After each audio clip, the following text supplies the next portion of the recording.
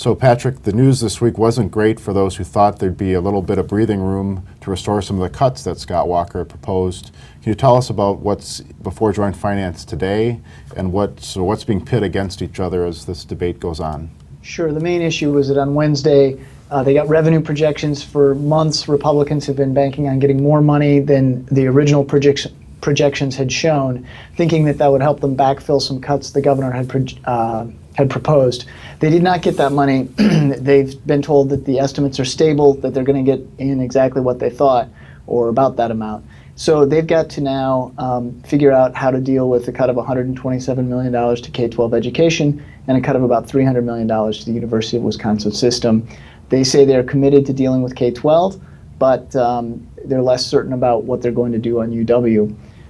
Today, the Joint Finance Committee is looking at a number of things. This will be their sort of last so-called easy day before they get into the heavy lifting on the bigger pieces of the budget.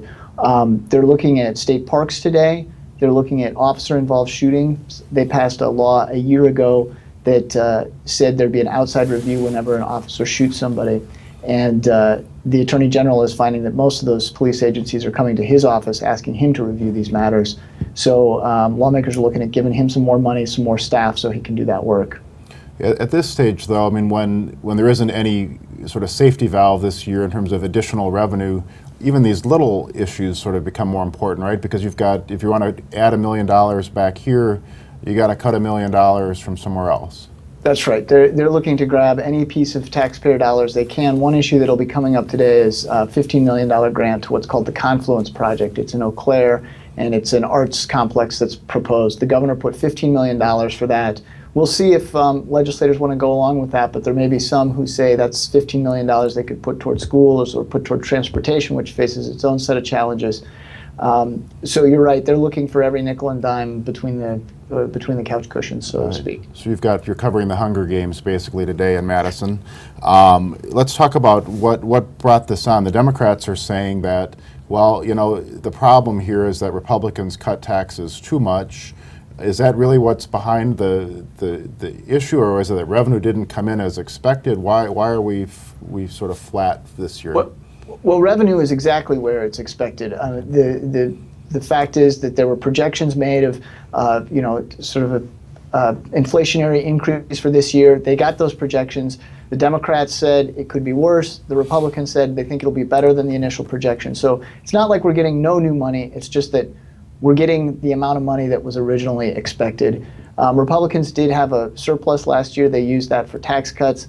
They argued that would rev up the economy and get us even more money. The Democrats say the Republicans are responsible for putting us in this position because by cutting taxes, they're depriving the state of some of its revenue, and thus we have to face these cuts. Right, and yesterday some of the Republican leaders talked about how they want to preserve or actually reinstate some of the money for K-12 education, and how are they proposing to do that? Well, they've found a way to do that without, despite the lack of new revenue. Essentially, there's some accounting mechanisms that they can address. This will not improve the state's gap deficit. It might make it a little worse, and so they're kind of working on an issue with some messaging because for a long time the Republicans have said they want to make the state on a better footing as to gap accounting. This wouldn't improve that, but it would get the money to the schools. Yeah, and just for our viewers, gap accounting is a generally accepted accounting principles, right? So this is sort of, you don't want to use one-time revenues to plug an ongoing hole. The state has a long time history of using some tricks that wouldn't be allowed in the normal accounting world, such as making a payment on July 1st instead of June 30th. So you put a payment into the second fiscal year, and then it's sort of off the books, though in reality it's an expense that's incurred in the same year. So is there any appetite for increasing revenue anywhere in terms of vehicle fees or anything? I know there's little appetite for any tax increase, but how do they grow the pie if they can? So right now we have an issue with transportation that's sort of separate from this debate, where the governor wants to take $1.3 billion out of the transportation fund. He wants to borrow $1.3 billion for transportation. Republicans in the legislature see that amount as way too high, and so they're looking for ways to bring that down. One idea they have is to have a registration fee increase of $25 to $35 per vehicle at $75 currently. We'll see if all the lawmakers are willing to go along with that. We'll see if Governor Walker is willing to go along with that. All right, let's zone in on one of the specific areas of the budget and bring in Karen Herzog, who's our higher education reporter here. Karen, you've been tracking this and how it relates to the UW system budget. First, what's the attitude, I guess, from the UW administrators to the news yesterday that there isn't this safety valve that they may have been hoping for? Well, they're still expressing optimism. Ray Cross, the president of the UW system, says that he feels confident that he has had conversations with lawmakers that they're still going to try to find some way to reduce the cuts. And also he thinks that there are some good chances of getting more flexibilities in how the UW system runs its operations. And that was something that was going to be part of the public authority, which obviously isn't probably going to happen at this point, but there are still things that can be done within state statute. Okay, so talk a little bit about the impact here. If there isn't room to just reinstate some of that cut, does this pit university against university? Do they go and lobby and say, well, you should cut from corrections or some other part of the state budget? How does this play out, do you think? Well, campuses already have been looking at potential cuts. Each department, each school has already been told, we need you to look at your budget, see where you can cut in case we need to. So they're somewhat prepared for that. Now, there are some campuses that just aren't going to have the resources. They're not going to have enough out-of-state students that they can raise non-resident tuition and bring in more revenue that way.